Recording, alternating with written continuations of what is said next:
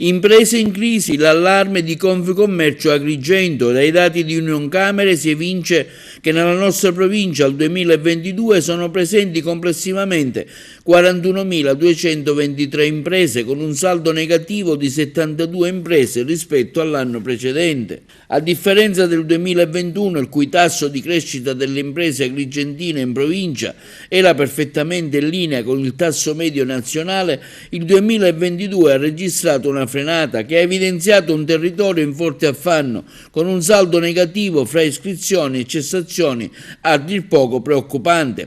Possiamo asserire che dal 2021, anno positivo nonostante la pandemia, siamo passati al 2022 senza alcuna crescita rispetto al dato delle aziende registrate alla Camera di Commercio. A dichiararlo è Giuseppe Caruana, presidente provinciale di Confcommercio Agrigento. Molte aziende vivono in complesso e faticoso percorso di resistenza e stanno facendo di tutto per provare a venirne fuori da una spirale purtroppo negativa. I dati del 2021 facevano auspicare un 2022 decisivo per la ripartenza, ma così purtroppo non è stato.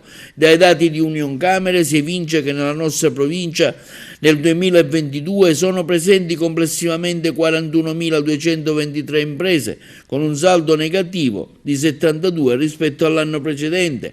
Queste imprese hanno occupati pari a 84.041, di cui 15.296 nel settore agricolo, pesca e silvicoltura, registrando quindi un sostanziale passo avanti rispetto al 2021, quando gli occupati erano 79.440. Ritornando ai dati del 2022, si evidenzia che ben il 42% degli occupati si sono concentrati nei settori della ristorazione, con 2.284 aziende e 6.479 occupati, quindi a seguire la categoria del commercio al dettaglio e all'ingrosso con 2.375 aziende e oltre 5.000 occupati. Per entrambi, escluso il settore del commercio degli autoveicoli e infine il settore delle costruzioni con 19.390 occupati.